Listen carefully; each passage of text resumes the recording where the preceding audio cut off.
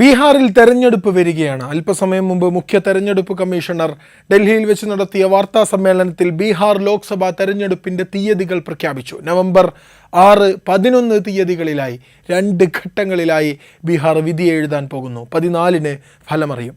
തീവ്ര വോട്ടർ പട്ടിക പരിഷ്കരണം തന്നെയാണ് അപ്പോഴും ചർച്ചയാകുന്ന വിഷയം. SIR എല്ലാ അർത്ഥത്തിലും നടപ്പാക്കിയാണ് ബീഹാർ തെരഞ്ഞെടുപ്പിലേക്ക് പോകുന്നത്.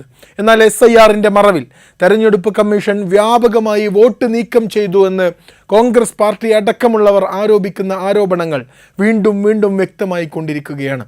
കാറ്റഗറി തിരിച്ച് കൂട്ടിയും കിഴിച്ചും ലക്ഷക്കണക്കിന് പൗരന്മാരുടെ സമ്മതിദാനാവകാശം വെട്ടിനിരത്തിരിക്കുകയാണ് തെരഞ്ഞെടുപ്പ് കമ്മീഷൻ എന്നാണ് വ്യാപകമായ ആരോപണം. കഴിഞ്ഞ ദിവസം മഹിളാ കോൺഗ്രസ് അധ്യക്ഷ അൽക്ക ലംബ ഉന്നയിച്ച ആരോപണങ്ങൾ അത്തരത്തിലൊന്നാണ്. കഴിഞ്ഞ തവണ ബീഹാർ ഇലക്ഷനിൽ കടുത്ത മത്സരം നടന്ന മണ്ഡലങ്ങളിൽ വോട്ടർമാരുടെ പേരുകൾ, അതും സ്ത്രീ വോട്ടർമാരുടെ പേരുകൾ SIRന്റെ മറവിൽ ഒഴിവാക്കുന്നുണ്ട് എന്നാണ് മഹിളാ കോൺഗ്രസ് അധ്യക്ഷ പത്രസമ്മേളനം നടത്തി പറഞ്ഞത്. ബീഹാറിൽ ആകെ 3.5 കോടി സ്ത്രീ വോട്ടർമാരാണുള്ളത്. മാധ്യമ റിപ്പോർട്ടുകൾ പ്രകാരം അതിൽ 22.7 ലക്ഷം സ്ത്രീകൾക്ക്, ഏതാണ്ട് 23 ലക്ഷം സ്ത്രീകൾക്ക് വോട്ടവകാശം നിഷേധിച്ചിരിക്കുന്നു. ഇത് ആകെയുള്ള സ്ത്രീ വോട്ടർമാരുടെ 6.2% വരും. മഹിളാ കോൺഗ്രസ് അധ്യക്ഷ അൽക്ക ലംബ പത്രസമ്മേളനത്തിൽ പറഞ്ഞ കണക്കുകളാണിത്. ബീഹാറിലെ വ്യത്യസ്ത ജില്ലകളിൽ ഗോപാൽഗഞ്ച്, മധുബനി, പൂർവ്വ ചമ്പാരൻ, സരൺ, ഭഗൽപൂർ, പാട്ന ഇങ്ങനെ 6 ജില്ലകളിലെ കണക്കുകളാണ് അൽക്ക ലംബ എടുത്തു പറഞ്ഞത്. ഈ 6 ജില്ലകളിലായി ആകെയുള്ളത് 59 സീറ്റുകളാണ്. കഴിഞ്ഞ തെരഞ്ഞെടുപ്പിൽ 2020 ഈ 59-ൽ 25 സീറ്റും നേടിയത് മഹാഗഠബന്ധനാണ്. 34 സീറ്റുകളിൽ വിജയിച്ചത് NDA ആണ്. കടുത്ത മത്സരം നടക്കുന്ന, ഇഞ്ചോടിഞ്ച് പോരാട്ടങ്ങൾ സംഭവിക്കുന്ന മണ്ഡലങ്ങളാണിവ. അതുകൊണ്ട് തന്നെ ഈ മണ്ഡലങ്ങളിൽ ആര് ജയിക്കുന്നു, ഈ മണ്ഡലങ്ങളിലെ വിജയങ്ങളാണ് ബീഹാറിന്റെ ഭാവി നിർണ്ണയിക്കുന്നത്.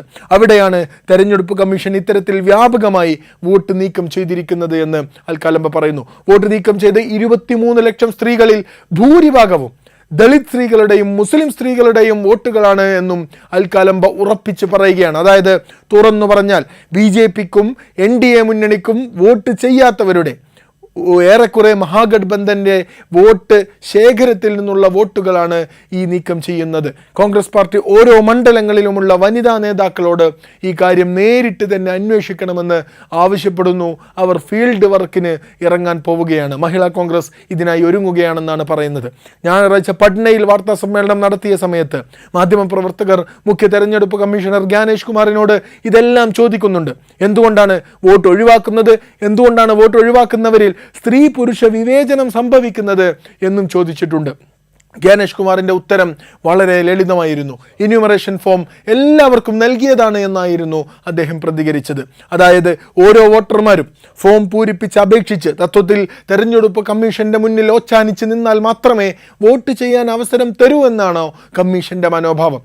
ഈ നാട്ടിലെ ഒരു പൗരന്റെ വോട്ടവസരം പോലും നഷ്ടപ്പെടരുത് എന്ന് ഉറപ്പാക്കാനുള്ള കമ്മീഷൻ ആർക്കൊക്കെയോ വേണ്ടി ദാസ്യപ്പണിയെടുക്കുന്നുവെന്നാണ് ആരോപണം. ഈ ദാസ്യപ്പണിയാണോ ഇങ്ങനെയുള്ള മനോഭാവം രൂപപ്പെടുത്തുന്നതിന് കാരണം എന്നും ആരോപകർ ചോദിക്കുന്നു. 3 മാസമായി SIR പ്രക്രിയ ആരംഭിച്ചിട്ട് പലരും ധരിച്ചു വെച്ചത് ഇത് വോട്ടർ പട്ടികയിലെ ആളുകളെ ഉറപ്പുവരുത്താനുള്ള ഒരു പ്രക്രിയ മാത്രമാണെന്നാണ്, വോട്ടർ പട്ടികയിലെ പ്രശ്നങ്ങൾ പരിഹരിക്കാൻ ഉള്ളതാണെന്നാണ്. എങ്കിൽ അത് തെറ്റാണ്, തെറ്റിദ്ധാരണയാണ്. SIR വെറും വോട്ടർ പട്ടിക പരിഷ്കരിക്കാൻ മാത്രമുള്ളതല്ല.